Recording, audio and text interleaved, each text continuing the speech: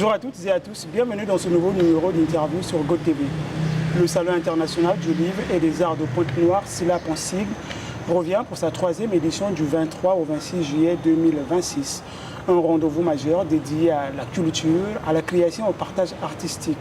Pour en parler, j'ai le plaisir de recevoir M. Yvan Wilfrid Lewale Manda, président du Centre de la République du Congo de l'Institut international du théâtre, également président du comité d'organisation du SILAP. Président, bonjour. Bonjour, monsieur le journaliste. Et merci une fois de plus d'avoir accepté notre invitation. C'est un bonheur d'échanger avec vous et de communiquer avec le grand public. Alors, Président, il vous reste pratiquement 88 jours avant l'événement. Mais d'abord, dites-nous, c'est quoi le SILAP et quel esprit guide cette initiative? Bien, d'emblée, je dirais que je vous parlerai du contexte de création. Le contexte de création est donc l'idée de la création du Salon international du livre et des arts de Pointe-Noire a germé d'un constat accablant. Constat accablant selon lequel, dans la ville de Pointe-Noire, la grande capitale économique de la République du Congo, terre de Tchikaya Outamsi et Tati Loutar, il n'y avait pas un cadre, un tremplin pour la promotion, l'éclosion et la promotion des auteurs, des artistes, des créateurs, d'une part, et d'autre part, il y avait un manque de passerelle entre les créateurs d'ici. Je vais parler de Pointe-Noire singulièrement, mais généralement du Congo, donc manque de passerelle entre créateurs d'ici et d'ailleurs. Voilà donc ce qui nous a motivés à arriver à la création de ce salon. Mais déjà, ce qui a provoqué le déclic, ou disons le catalyseur, c'était le fait que en mars 2016, j'ai participé à la 36e édition du Salon du Livre de Paris en France, à côté d'Henri Lopez, à côté du professeur Ngoingala, paix à leur âme, à côté de Moéné Okondi, Gabriel, à côté de Chardin Kala, de bien d'autres auteurs congolais, Alain Mabankou, Emmanuel Dongala, et des auteurs de l'Occident et d'ailleurs. C'était donc un déclic. L'année qui a suivi, en 2017, j'ai pris part au 35e congrès mondial de l'Institut international du théâtre en représentant le Congo et l'Afrique centrale dans les villes de Ségovie et Madrid en Espagne. Et l'année d'après, en 2018, j'ai pris part en tant que professionnel à la 10e édition du festival du Massa à Abidjan en Côte d'Ivoire. Et donc, partant de ces expériences, j'ai pensé donc avec des collaborateurs qui sont autour de moi dans le comité d'organisation, nous avons donc pensé lancer le Salon international du livre et des arts de Pointe-Noire, dont la première édition a eu lieu en 2021. Et pour en finir, je voudrais donc vous partager les objectifs qui nous animent dans cette vision. Entre autres objectifs, favoriser l'éclosion et la promotion de nouveaux talents littéraires et artistiques. Mettre en orbite la culture et les arts de la République du Congo. Créer une passerelle entre les artistes de Pointe-Noire, du Congo, de la sous-région et ceux du reste du monde. Offrir un cadre d'échange culturel entre divers peuples du monde.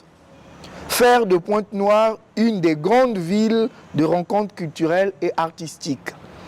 Amener les populations en général et la jeunesse en particulier à s'intéresser à la culture et aux arts. Créer un espace de détente et d'instruction des populations. Inciter les artistes à l'excellence au travers de distinctions. générer des emplois dans l'industrie culturelle et artistique. Et enfin, le 10e objectif, c'est faire de la République du Congo un des centres de gravité planétaire de la littérature et des arts. Faire du Congo le centre de la rencontre culturelle internationale. 2 premières éditions couronnées de succès, notamment en 2021 et en 2024. Mais concrètement, qu'est-ce qui motive aujourd'hui le retour du SILAP en 2026? La motivation se traduit par la forte demande des populations de Pointe-Noire, des auteurs, des écrivains, des créateurs, des artistes qui ont participé aux 2 précédentes éditions qui ont eu un écho retentissant aussi bien sur toute l'étendue du territoire national qu'au-delà des frontières congolaises, des frontières continentales, africaines, bien entendu. Et donc cette forte demande fait que nous ne pouvons pas manquer au rendez-vous cette année 2026. Déjà, je dois vous dire que dans l'esprit du SILAP, c'est un salon, un événement annuel. Donc depuis 2021, avec l'engouement qu'il y a eu, l'événement est à caractère annuel. Mais bon, vous allez me demander, me poser la question de savoir pourquoi de 2021 nous sommes passés directement en 2024 plutôt que 2022-2023 parce que l'événement est annuel. C'est pour la simple raison que nous n'avons pas eu de financement conséquent pour que l'événement soit annuel. Et donc de 2021, nous avons fait un saute-mouton pour 2024 et 2024, l'année dernière, 2025, le salon était attendu, mais bon, nous avons pensé qu'en 2026, les conditions sont réunies pour que nous tenions la 3e édition. Cette fois-ci, vous avez un financement, vous avez des partenaires qui vous accompagnent. La littérature et art, maillon de développement des nations, c'est le thème qui a été retenu pour cette année 2026. Mais vous saviez que l'Afrique aujourd'hui perd du jour au lendemain son identité culturelle. Et la plupart des pays cherchent à se développer, à valoriser leur culture. Quel rôle peut jouer la littérature aujourd'hui dans ce contexte? Il faut dire que la littérature joue un rôle prépondérant. Pour la simple raison que la littérature et les arts contribuent énormément à la conservation du patrimoine et à la promotion de la culture. Et comme vous savez, un peuple sans culture est un peuple sans âme, est un peuple qui n'existe presque pas. Et donc la littérature et les arts contribuent donc énormément à la pérennisation de la culture congolaise, s'il faut parler du Congo, à la transmission de cette culture aussi aux générations futures, mais on pourrait aussi parler de la culture au niveau continental. Il faut aussi savoir que pour bon nombre d'Africains, le domaine de la culture est un domaine accessoire. C'est-à-dire ça veut dire que beaucoup considèrent la culture comme déjà comme un parent pauvre, et puis beaucoup considèrent la culture comme reléguée au second plan. Dans la mesure où, dans beaucoup de gouvernements en Afrique, le budget qui est alloué à la culture est accessoire, alors que la culture joue un rôle prépondérant dans le développement des nations. Parce que par la culture, on peut aussi générer des emplois.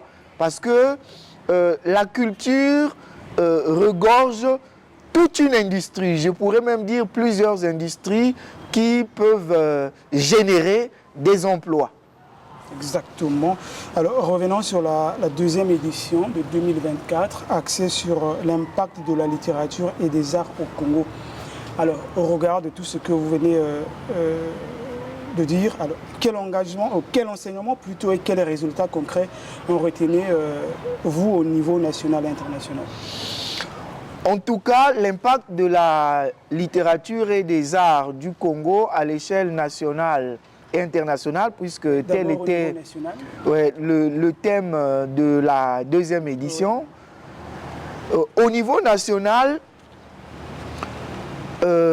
les artistes et les écrivains, les éditeurs et même les populations qui ont pris activement part à la deuxième édition sont parvenus à des conclusions selon lesquelles, au niveau national, il y a un impact considérable.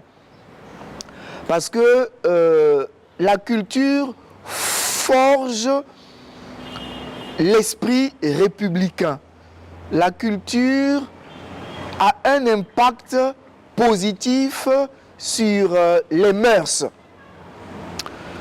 Vous vous rendez compte de plus en plus que dans nos pays, il y a la dépravation des mœurs. Et c'est cette dépravation des mœurs qui fait que depuis un certain temps, on parle même du phénomène des Kuluna. Et donc, l'impact de la culture s'inscrit dans le sens que la culture vient donc pour enrayer ces antivaleurs, pour enrayer ces vices. Et si vous constatez que ces antivaleurs prennent un peu de l'ampleur dans notre société, c'est parce que la culture n'est pas mise à la place qu'elle mérite pour essayer d'éradiquer toutes ces valeurs-là. Parce que, vous voyez, au premier rang, la culture participe à l'élaboration des mentalités. Vous voyez, la culture forge les mentalités et les bonnes mentalités. Vous voyez, déjà à ce niveau-là, il y a un impact considérable. Et parallèlement au niveau international? Et parallèlement au niveau international, la culture, parlons de la culture et surtout de la littérature congolaise, retentit favorablement et positivement au niveau international, rien qu'en regardant les noms, les grands noms, les célébrités littéraires et culturelles que la culture de notre pays a donné au monde. Vous avez des noms comme Alain Mabankou aujourd'hui, Gabriel Moïné Okondi, Henri Lopez, Tati Loutar, Chikaya Outamsi. Ça veut dire que notre culture, notre littérature est respectée à l'échelle mondiale. Donc il y a cet impact-là. Au regard de ces acquis, est-ce qu'il y a des innovations ou quelles sont les particularités pour cette troisième édition du SLAP? Les particularités et innovations pour cette troisième édition, au regard des deux premières éditions, c'est que la troisième édition va avoir le mérite de faire venir sur le sol congolais et ponténégrin plus d'auteurs et de créateurs qui vont venir de l'étranger, des États-Unis d'Amérique par exemple, de la France et d'autres pays d'Afrique. Est-ce qu'on peut en savoir plus? Quels sont les grands noms qui sont attendus? Bon, les grands noms seront à découvrir. Nous n'allons pas déjà anticiper ou nous n'allons pas vendre la peau de l'ours sans l'avoir tué au préalable. Mais en tout cas, il y a des grands noms de la littérature congolaise qui seront là, des grands noms qui vont venir de Brazzaville, qui sont à Pointe-Noire et qui viendront aussi de la diaspora congolaise en Afrique comme en Europe, et d'autres grands noms de la littérature qui viendront d'autres pays. Mais la singularité de cette troisième édition, c'est aussi une excursion que nous aurons au niveau des sites touristiques, non seulement dans le département de Pointe-Noire, mais aussi dans le département du Kouilou, parce que nous ferons une excursion aux gorges de Diosso, que les gens aiment bien de par le monde.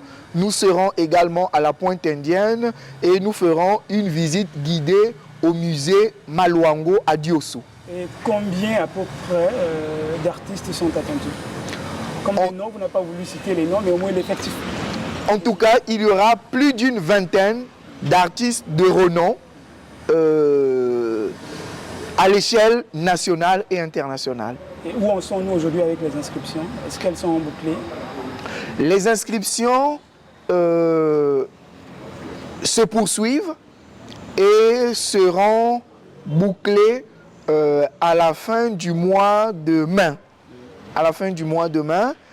Déjà, je puis vous dire qu'il y a une semaine que nous avons annoncé l'événement parce qu'il a fallu que le comité d'organisation puisse commencer d'abord les préparatifs et après nous sommes sortis de l'ombre et nous avons donc commencé à faire voir la partie visible de l'iceberg de cette troisième édition au point que on en parle partout, à Pointe-Noire, à Brazzaville, dans les autres villes du Congo, au niveau continental africain et même au niveau international. Et je peux dire qu'à ce jour, après une semaine de l'annonce, nous sommes déjà à une vingtaine d'inscrits.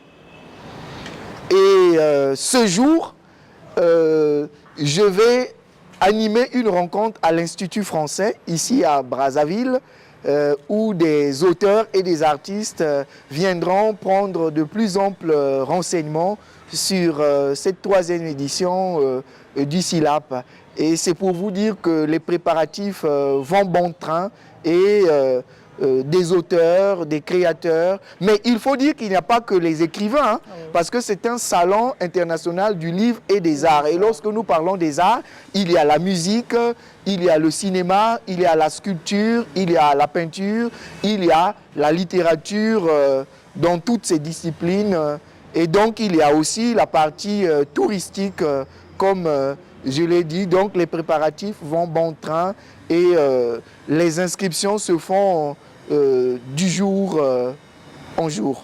Les inscriptions se font du jour au jour. Monsieur le Président, vous avez le dernier mot à l'endroit de tous ces artistes, des artistes qui vous suivent actuellement. Alors, l'ultime mot que je pourrais dire à l'issue de cette interview, c'est d'inviter les artistes, les écrivains à se faire inscrire, à ne pas attendre le dernier moment, parce qu'il est vrai que, comme je l'ai annoncé, nous allons clôturer les inscriptions à la fin du mois de mai, mais lorsque nous allons atteindre un certain seuil des inscrits, des participants, je crois que peut-être avant la fin du mois de mai, on pourra clôturer parce que nous tenons à ce que la gestion des activités, des panels et de tout ce qui va se faire pendant les 4 jours du salon, que tout se passe avec une gestion rationnelle du temps. Et le dernier mot, c'est aussi lancer un appel à l'endroit des pouvoirs publics et des mécènes de venir à notre rescousse, parce que c'est vrai que c'est nous qui sommes les organisateurs, les initiateurs, mais ça engage aussi l'État congolais, le gouvernement de la République avec le nouveau ministre de tutelle qui vient d'être nommé. Et donc nous lançons un appel pour que le ministère de tutelle nous viennent en aide, pour que les mécènes, pour que les sponsors viennent aussi mettre leur empreinte, la visibilité de leur logo, pour que la fête livresque et artistique soit grandiose du 23 au 26 juillet dans la capitale économique de notre pays, Pointe-Noire. Merci, Monsieur le Président. C'est la fin de ce numéro d'interview. Merci à vous de nous avoir suivis. Au revoir.